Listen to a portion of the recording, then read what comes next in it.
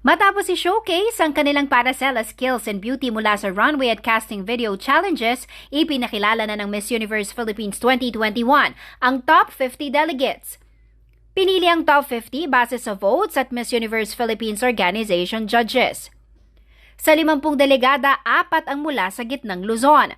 Sila sina Mirhan Hipolito ng Angeles City, Janela Marie Ventura ng San Rafael, Bulacan, Joanna Marie Rabe ng Zambales at Micah Cabling Martinez mula Nueva Ecija.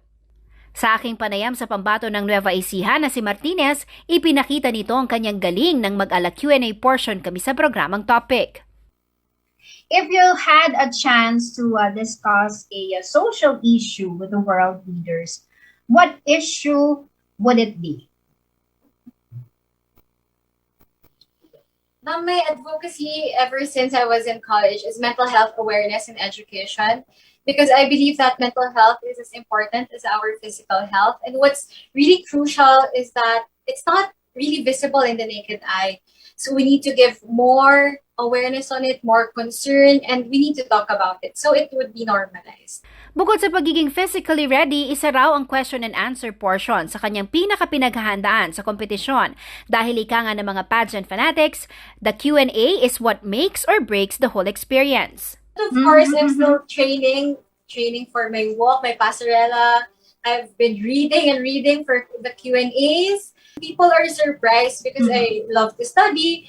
But I always tell them that I really need to learn every day because, of course, there are a lot of things happening not only in my city, not only in our province, but also in the entire Philippines and in the entire world. So you really need to be knowledgeable of those current events, cultural, some issues. So that's one thing that I don't want to stop. So I really want to learn every day, to read every day, ma'am. Samantala dahil sa patuloy na pagtaas ng kaso ng COVID-19, ang dapat sanang face-to-face interview ng top 50 delegates ay ipinagpaliban at ginawa na lang virtual.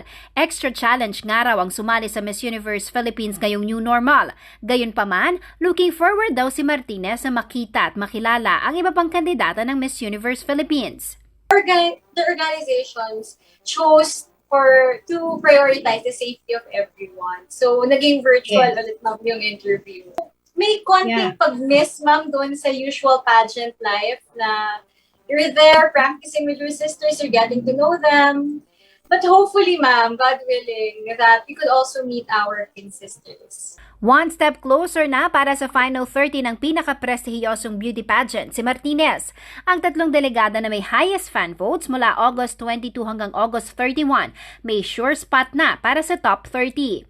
Please continue to support me as I journey to top 30, to all the Novo Ecijanos, to all our Central Luzon kababayans. If you believe in me, please continue to support me so that you could witness me in the Miss Universe Philippines stage.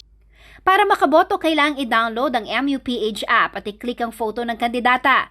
Ang mapipiling top 30 delegates ang maglalaban para sa corona. Sa September 25, itinakda ang Coronation Night.